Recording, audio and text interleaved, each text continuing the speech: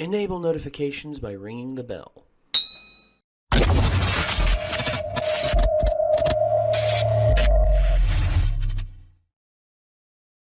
So it's been a while since we've done a game theory or a film theory. And, well, considering that we're kind of doing like a Black Panther, like one Black Panther video a week almost. I mean, we did How It Should Have Ended last week, and then the week before that we did the Honest trailer. Mm-hmm. I figure why not go back to people have actually asked us to go back into like film theory and game theory, and I figured why not? Let's kind of continue our like weekly trend of doing another Black Panther video, but instead do one that was released 3 months ago. I don't know. So film theory, the opposite side of the coin to game theory, where they go over scenarios and fictional things that happen in film, and they see if it would work, if it wouldn't, what potential theories could be out there. But hey, it's just a theory, a film theory. Thanks for watching. One of these for Doki Doki? We watched two, actually. We watched Doki Doki I think it was, I forget exactly what all was in it. I know it was like talking about what their next game was going to be, and it was going to feature all the characters that were in Doki Doki, or at least some semblance of those characters. Whereas film theory, we haven't done a film theory, I think, since we did the one that covered, what was it? Was Mars. It was when The Martian. It was Matt Damon's movie The Martian when he went to Mars, and it's like, oh, you can't plant potatoes here. There's perchlorates in the soil. You'd probably die if you ingest these. But they actually found out that there weren't enough perchlorates in the soil to actually do any damage to the human body, because it had to be like past a certain threshold, and it was like not even 1/10. So he was in no danger. So anyway, film theory, Black Panther's economic crisis. I'm wondering where the hell they're going to go with this. They surely can't have one with all of the, resource they have. Well, there's several countries that have some pretty huge like reservoirs of resources, but yet their economy's in the crapper because of poor management. Case in point, Venezuela. Venezuela has one of the biggest oil reserves in the world, and that's a very, very huge like commodity, but yet they have probably one of the worst financial crises in the modern world right now. I'm not feeling confident on this, but didn't they at least they weren't releasing the resource? Well, kind of, but at the same time they were allowing countries to do it, but only on their terms. No, I meant in the... Oh, Black Panther? Oh yeah, they were releasing their technology. They were making their technology more available, but I don't think that they were like allowing people in to like mine out the vibranium with them. They were going to like share the technology that they've learned. So they were using it carefully. Yeah, they were using it. They were using it in a safe manner, you could say. Well, then this really is going to be interesting. I just realized that we see the inside of like Tony Stark's Iron Man HUD. You never see the inside of the Black Panther habit. Like, what does T'Challa see when he's in that thing? Because it's super advanced. We never see it. A mask just like Spider-Man's. Probably. No. No. It's made out of nanites. Like, come on. Like, it literally like absorbs kinetic energy and shoots it back out. Like, I'm wondering if it like has like a gauge in there that shows him how much kinetic energy is built up. I mean, if he has too much, it'll overload. Or like, I mean, does the herb give him night vision? Does the suit give him night vision? We don't know. We don't know what he sees. We never see his face inside the thing. Yeah, there's critiques about Black Panther that I've heard that I agree with. Because I would like to see that, because I'm curious. I would too. It's easily as advanced or more than the Iron Man suit, the latest, so. Well, yeah. So, it looks more flat, though. It looks more like a mask like that we would wear, for example, where you have your eyes very close. And it shows like he'll like open up the slits, but. So, I don't think that he sees anything.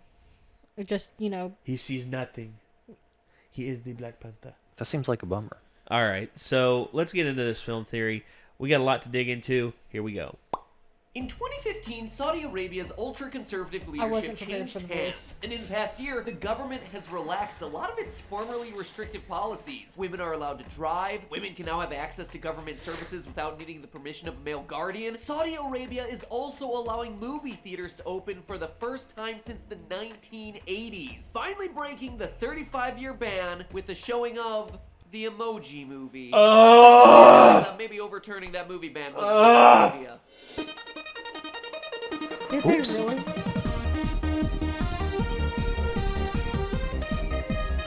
Why? Why the Emoji Movie? So that they would never want a movie again. Jesus. Hello, Internet! Welcome to Film Theory, the show that takes utopian fictional societies and pits them against the cold, harsh reality of the real world. And that's why I'm excited today to talk about Marvel's Black Panther. As a character, you have to acknowledge how completely awesome this guy is. So awesome, in fact, that it's gonna totally make up for the fact that Killmonger is the worst supervillain name, like, ever. At the very least, that we've ever seen in a Marvel film. But today's theory isn't about Black Panther himself, it's actually about the country that he rules over.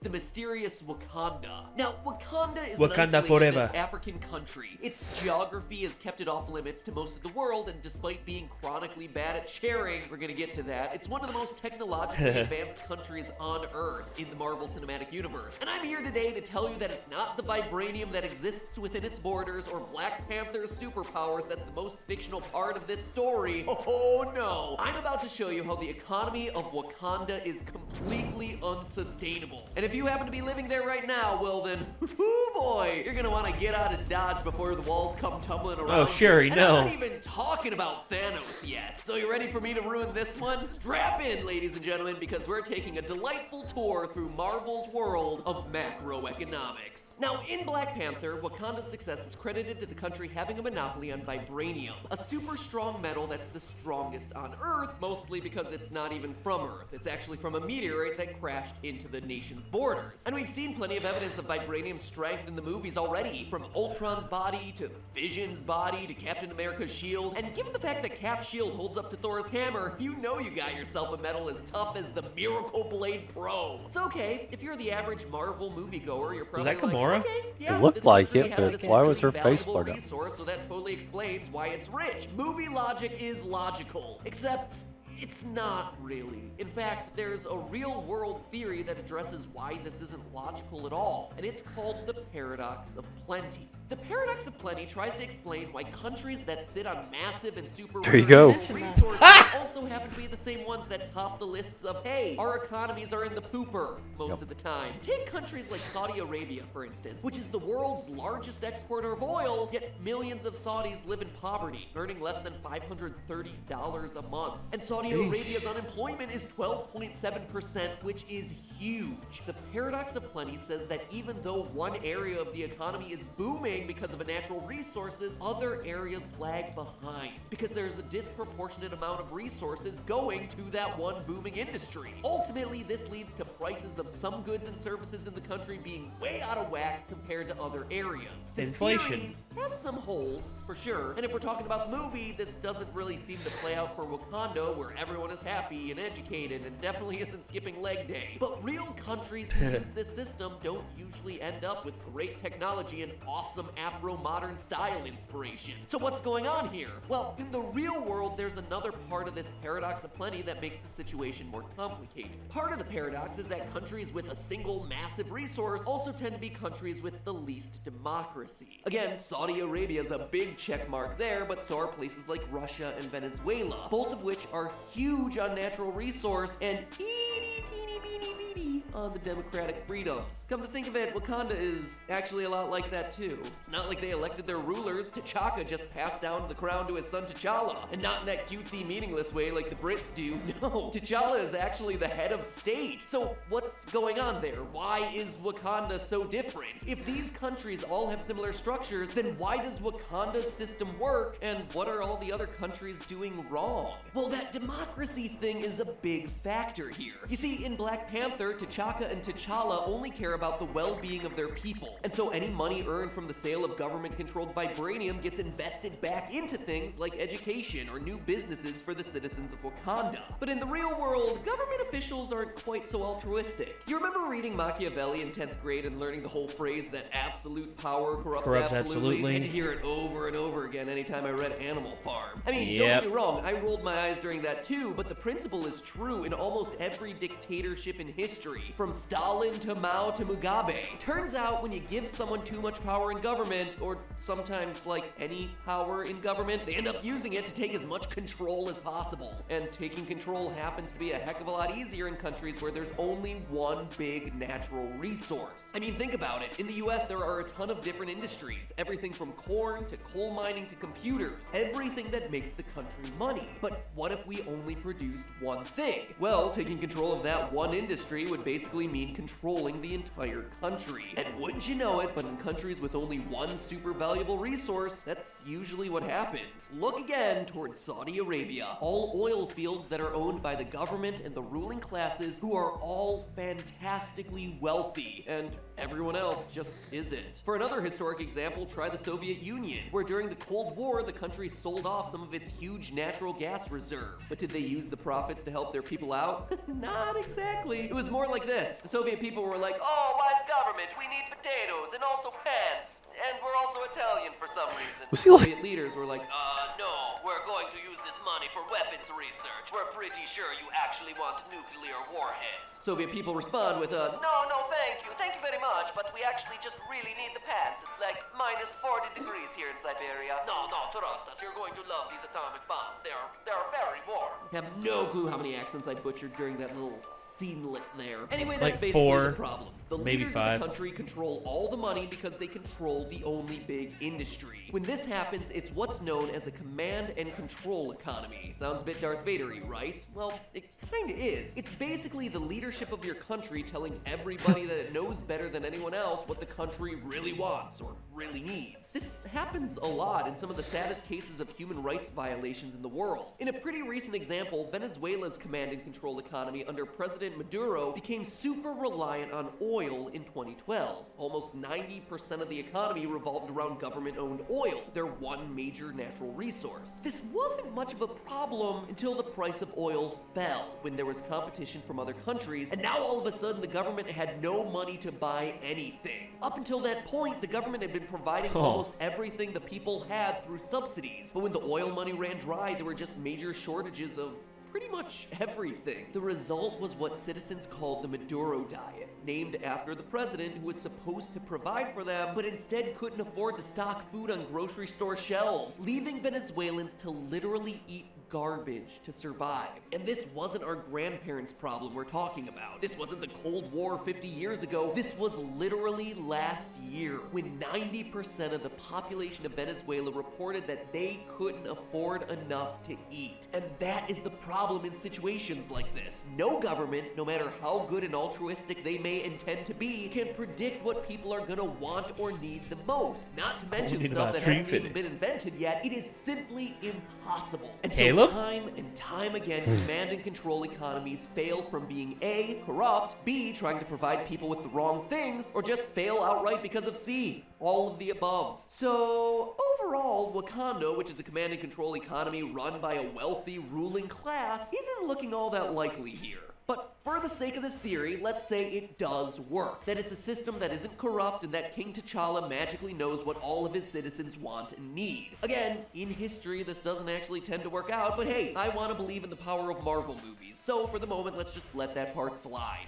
Great. Even letting that big issue go, that's still not gonna stop this whole economic situation from biting Black Panther and his heavily reinforced vibranium behind. His country may be beautiful now and his fashion sense may all be on fleek, but give it a couple years and the tables will undoubtedly start to turn. First, let's talk about what really happens when you make it illegal to buy or sell something, which is basically what Wakanda is doing when they're restricting the sale of vibranium. Remember, Wakanda's rulers own the whole supply, and they don't allow anyone else to sell it outside the country. This makes it massively expensive. How expensive? Well, the vibranium used to construct Vision's body cost Ultron several $billion on the black market. That's right, I said billion with a B. Notice that I also said black market, also with a B, and also an M. You see, that's what actually happens when you make it illegal to buy or trade something. You get a booming black market for whatever that thing is. For a bizarre example, did you know that there's a black market? I'm loving this. This is fantastic. You're pretty much like shaking from like It's like, what? Prohibition creates black markets? I had no idea. Work a lot like enforced monopolies. So only that one company controls that one resource. Sound familiar? And in this case, just like in Wakanda, motivated people don't wait for the official company to produce Botox. They buy black market Botox in Russia or other countries in Eastern Europe for a fraction of the price. Even from evidence in the movies, we can see that people, and especially supervillains, are buying vibranium under the table and using it to develop weapons. Have you been juicing? A little vibranium cocktail? And why the heck shouldn't they? The smugglers who are selling it stand to make a huge profit, and motivated people aren't just gonna sit around and wait for the next time Wakanda wants to sell a dime bag of vibranium legally. So, heck, going out on the street corner, slip me a $5.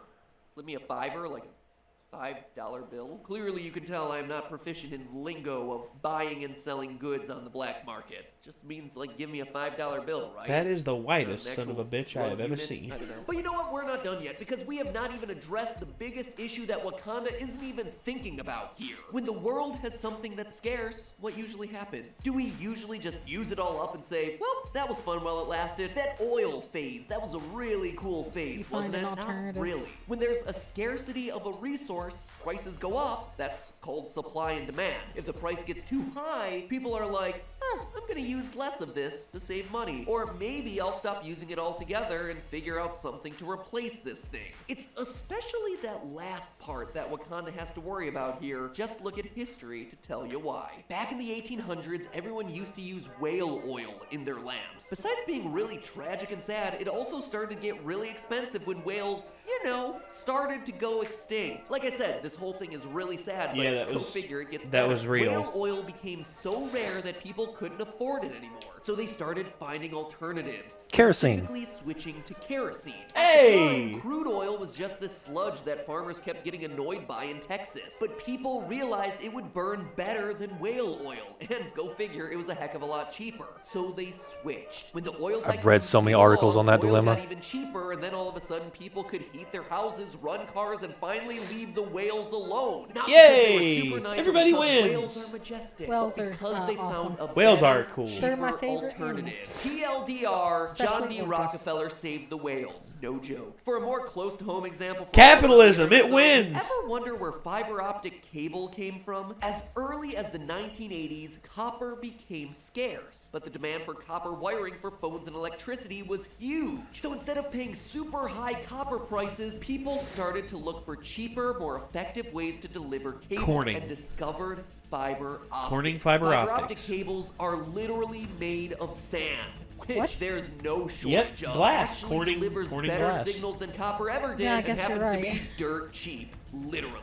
The point of these examples is that when resources are too expensive, people don't just sit around and wait for the next time some greedy country wants to sell some off. No, sir. Instead, they leave the country in the dust by developing an alternative. Saudi Arabia Capitalism, makes oil that more works, ladies expensive. and gentlemen. Tesla develops True, a lower-cost unbridled, electric unrestricted car. capitalism. Sugarcane gets too expensive in the U.S. Well, the U.S. switches to corn syrup. Wakanda keeps the price of vibranium in the billions? We can literally see Tony Stark already studying the stuff in his lab so he can replicate it himself or discover something better. Think he won't? The real world begs to differ. And when that happens, I wouldn't want to be Black Panther ruling over Wakanda. Remember what I said about that one resource dictating the entire economy? Well, unfortunately for Wakanda, when the rest of the world isn't relying on vibranium anymore, they have no backup plan. All of a sudden, the rulers of Wakanda have to compete on an international level with other substances that might just be as good, if not better, than their vibranium. Their monopoly gets busted. On top of that, remember that command and control economy they're working with?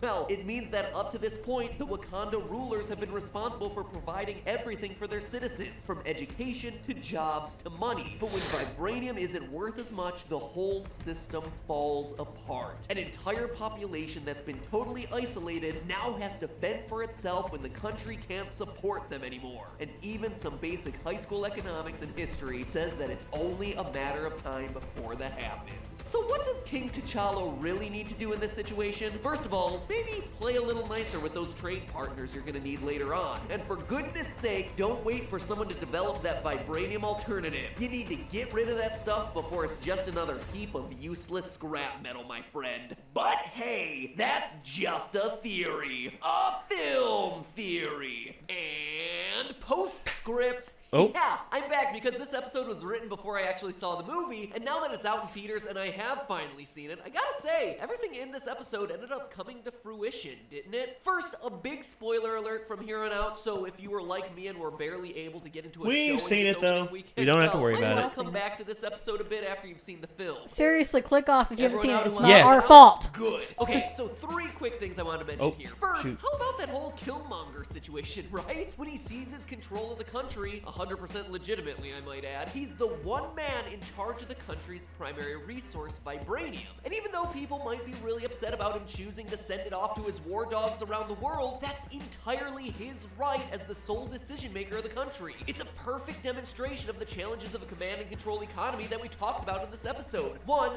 or a small handful of people can choose to do whatever they want with the sole resource everything in the economy depends on. And as we see in the movie, it prompts a literal civil war amongst the people as they fight over what to do with the vibranium supply. Then, did y'all notice T'Challa's line about the world catching up and how that makes it more critical that Wakanda open its borders in terms of knowledge and technology? It's exactly what we just said about vibranium making itself obsolete if the country isn't nicer to its potential trade partners. Which leads us to the conclusion of the entire film. Wakanda shows itself to be open to helping the rest of the world, which is exactly the recommendation we made for it in the first place. The Wakandan economy has moved past how it was run by its ancestors, and it's evolved, and now the country will be able to remain viable for years to come. So hey, it actually turned out to not really be a theory. It turned out to be a film fact, which honestly is pretty darn cool. Not only did Black He's Panther real end proud up of being a himself. great movie, it was also great on the macroeconomic issues underlying everything that you saw happen on screen. And for that, Black Panther gets the theorist seal of approval.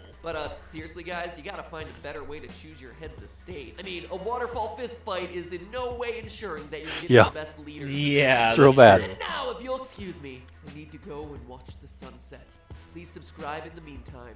And cut.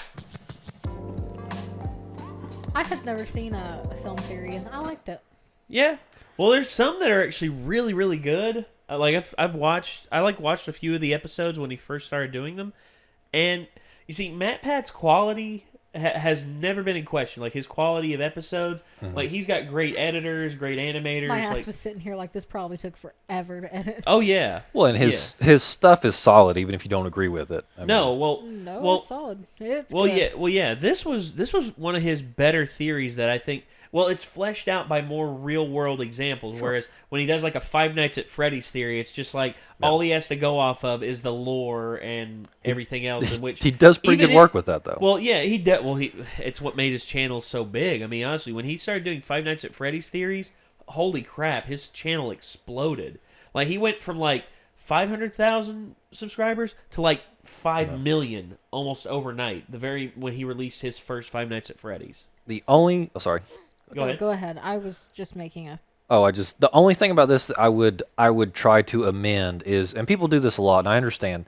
He said democracy, and people say democracy when they actually mean decentralization. Well, yeah. Well, it's because federally elected republic. Well, he was saying that high levels of democracy equate to high levels of like economic freedom, competition, whatever. It's actually decentralization, not democracy necessarily. Well, everybody confuses democracy for what we have here in the United States. What we have here in the United States is a federally elected republic. It's not full democracy. Right. Well, because even full democracy is mob rule. Even then, it's just decentralization. Well, yeah. It's not, it's really it's not necessarily what form the government takes, because any form of government can be more federally consolidated or not. It's decentralization is what makes that work. Well, yeah. I mean, most people understand what it said, but it's not quite accurate. Okay. Fair enough. What were you going to say? To be fair, for someone like me, I don't know the difference. I don't know a lot about this kind of stuff. I just don't care to know. So That's I fair. haven't done the research. So That's I fair. have no idea what you're talking about, but I know you know what you're talking about. So I'm gonna take that, and I'm gonna remember that. Well, it's just easier for people to have more degrees of freedom and like trade and make better for themselves when they have more choices. Well, yeah. I mean. Well, I didn't know democracy wasn't what we had. So. No, we don't technically have a democracy in the U.S. No, you see, democracy is like pure mob rule. It's just like So the thing I keep complaining we don't have when I say if a person voted, that vote's their vote. Why do we have to do this college system? It's dumb. Democracy is essentially soft socialism, my opinion. My opinion. Well, it kind of is because it is mob rule. I mean, honestly, 52% of the population versus 48% of the population, and if you do a massive nationwide, just bet, voting pool, then it's going instead.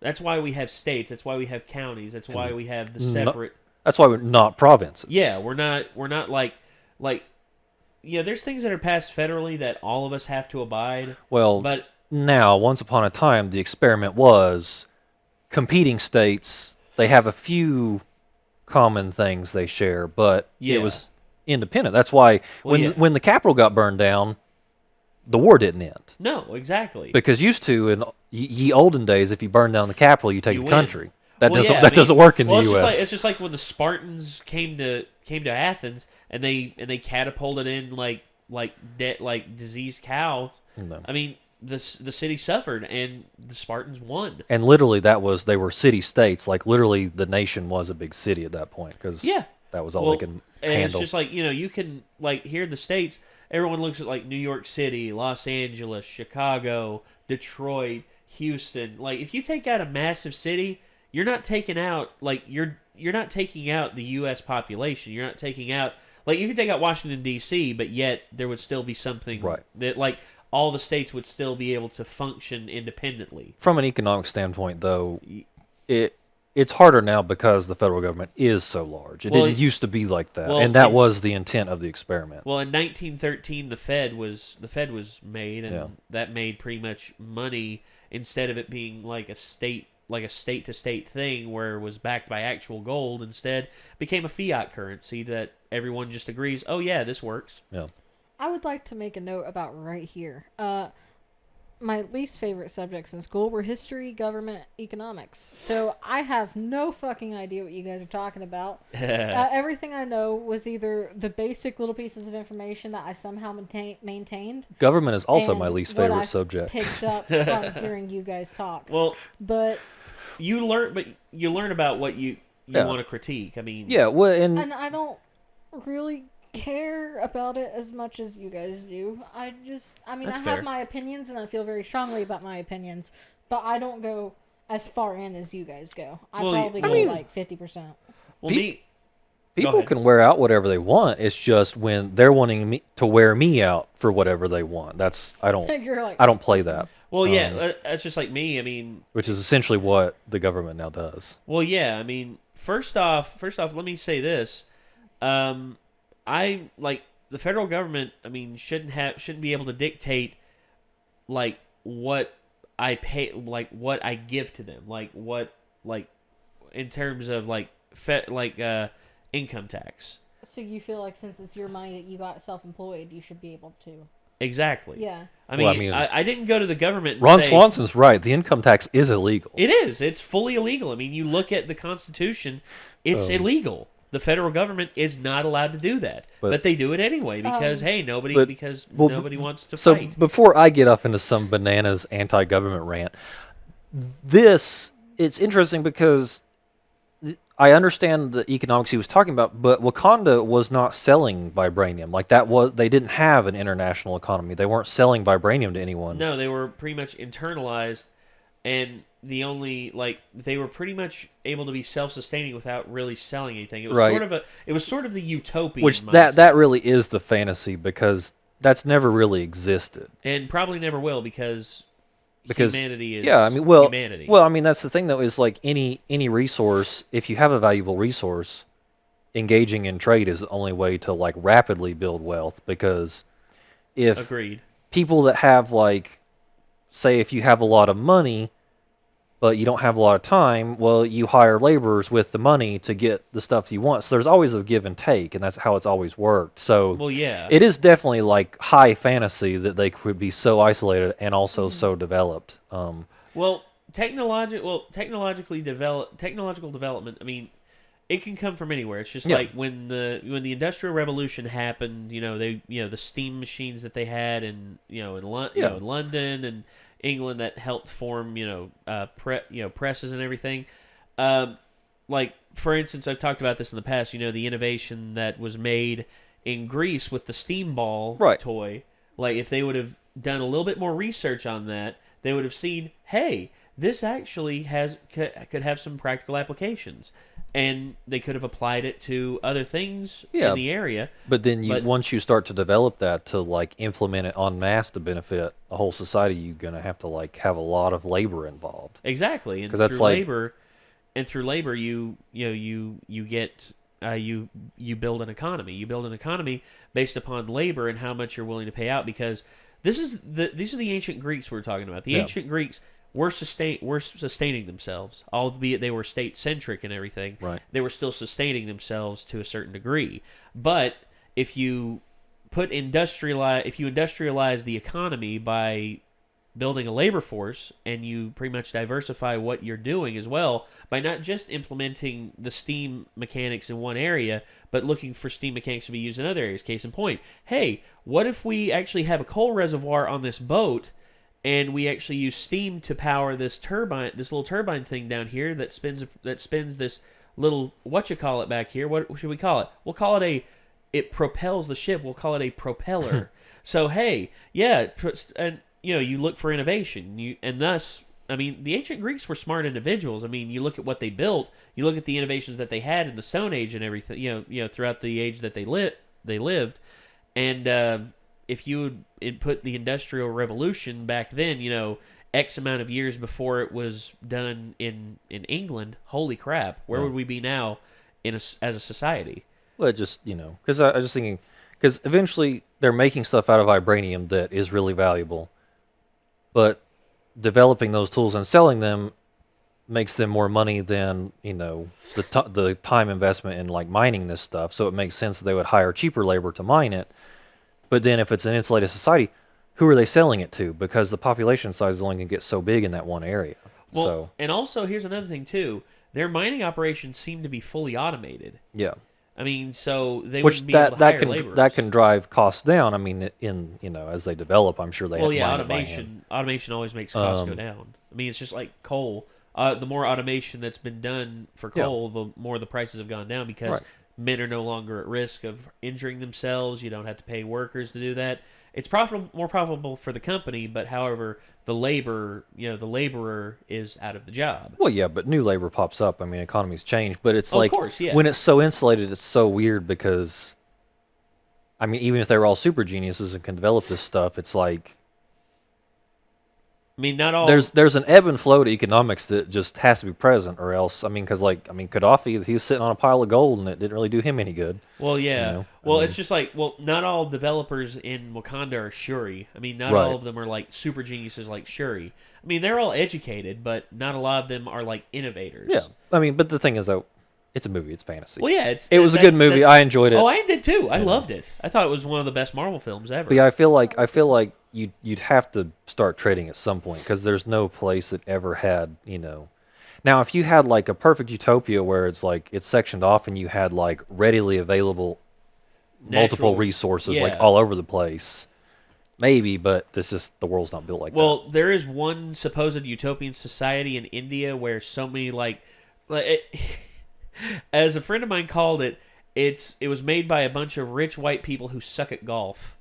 And what they did was they went there, they pretty much sectioned off this huge piece of land that's around this massive like water spring and waterfall and naturally naturally plentiful area that's got plenty of fish, plenty of everything. It's got like huge tracts of farmland to feed up to, I believe, 500,000 people.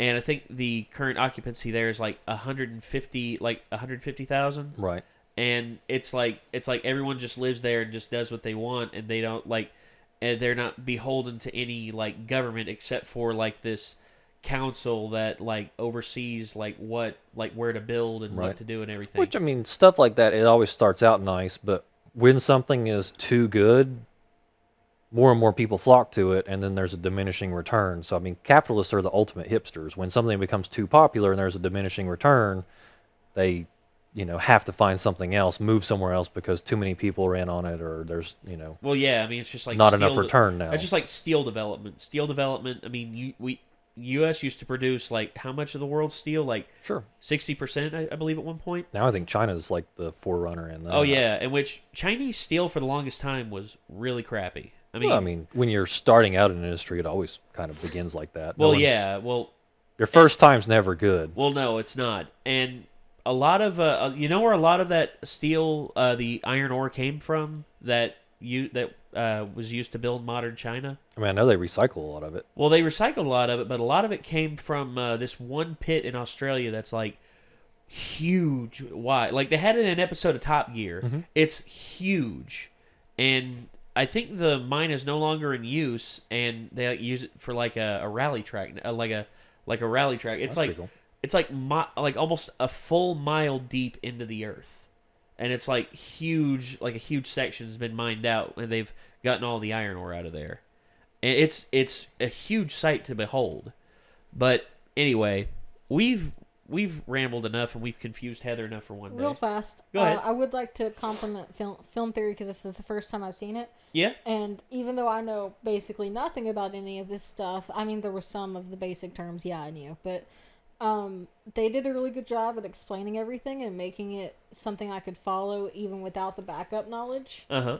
And it wasn't an info dump either. So they really presented it very well. And how many subs is this channel? This one... Sorry, Let's I always see. ask He does that. really good work. This one's got around yeah. 6 million, and let's go to one of his game theory. There we are. I just like this one because I love free markets and I love bashing command and control economies. So, Game Theories has 10 million, whereas Film Theory has over 6 million, I believe, is Good what night. it said. that is hardcore. Yeah, 6.3 So, million. Yeah, and then he's obviously doing good. He does extremely good work. That's Oh really yeah, good.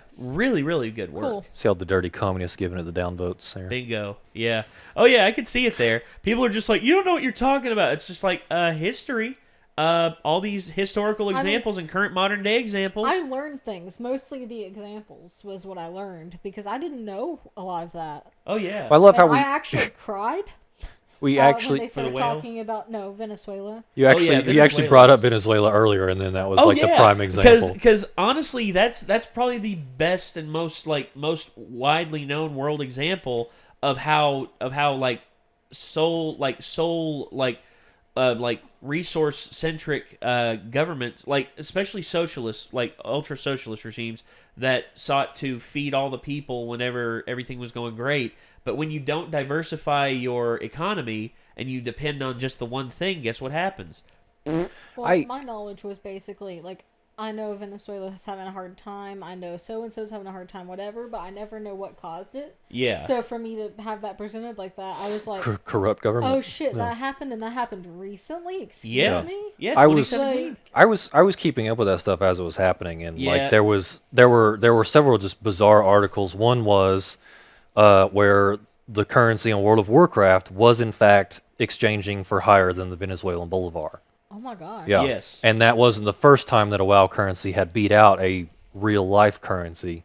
And also a horrible article where a lot of biologists were upset because people were starving so badly, they were breaking into zoos and killing the animals to eat them. Yeah. Like not I read normal, about like that. anteaters and weird stuff. Not like normal, like Not like cows and burgers and pigs. stuff, you know. Have I told you guys that every time you guys talk about cryptocurrency, I'm like, I still can't believe you guys keep pulling this fake money into real money. There was another article where a Venezuelan man was feeding his family because he had Bitcoin.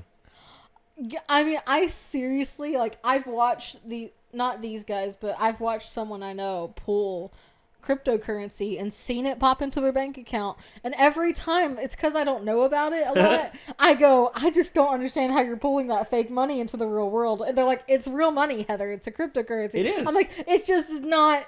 You know It doesn't what I mean? compute. Well, you've got to think, since 1913, we've never had real money. So No, we we're- haven't. I mean- we're used I know that we have more We're used money to, than we uh, actually have. we're used to a debt slavery system that isn't actual scarce resource Yeah, money. I mean, the government historically has spent more money than it has brought in, and is constantly like raised the debt ceiling, and it's like a ticking time bomb. It's just like somebody told me it's just like currency just doesn't matter anymore, man. I mean, it doesn't. Oh, it will when that. Well, here's what I said. I was like, you want to know something? The very moment China's military thinks that they can take us, they will come over here and they will take everything from us because they want their money back. I mean, honestly, that's how it works. I mean, that's how world economies. That's how like national economies go. It would be more like Zimbabwe. Really? Or the Weimar Republic, where it would just the money. I mean, it would just bottom out, and literally, like people would be paying for a loaf of bread with wheelbarrows full of money, and we're like using it as wallpaper. Like, well, yeah. I don't think China's gonna, march an army over here or and take all of our TVs. Fly an army over here and no, not take all of our TVs. Take all of our like honestly, break into Fort Knox and the international the international stock exchange and take all the gold that's there and take it back to their country because that's not going to be easy or plausible. I like how the most valuable thing I could think of was a TV off the top of my head. TVs ain't valued for shit anymore. So, they're coming after my Jordans.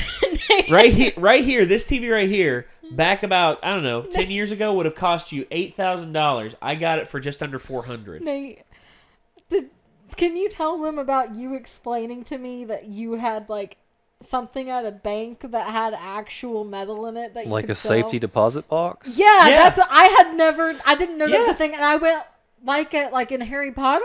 Yeah. Yeah. He was like, Well, yeah. It's like your own. Well, yeah, I've got a safety deposit box. It's your own little vault. An X amount of precious metals in it. I'm not going to tell everybody how much I got out there, Yeah. but I took a but bit I was out. sitting here like, you actually people do that. Yeah. Yeah, I mean, I do that, and I don't think about like gold, silver, and things like that as being personally valuable. to me, I've still I took a bit out, and I'm actually going to invest it into like Bitcoin because I hear Bitcoin is about to have another spike. You got to have your popping. passports, your gold, your silver.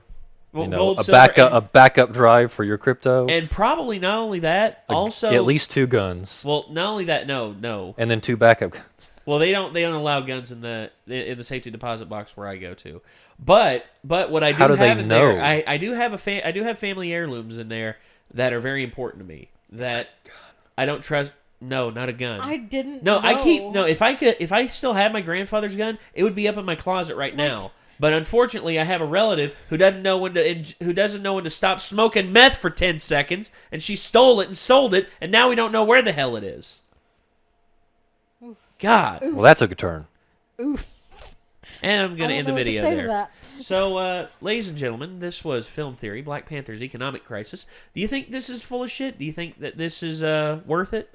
I mean, do you think that this video That's good. had some good stuff to say, or do you think that's full of shit? I mean, let us know in the comments down below, and also don't forget to make a comment down there about about what you think about Black Panther, what you think about the economic crisis and all that, and if you think that the United States is heading for a downturn, hint hint, it is. Well, until then, signing off. I'm Nate. I'm Heather. Micah. And if you want to link to the original videos, down in the description down below, and we'll see you then. Peace out.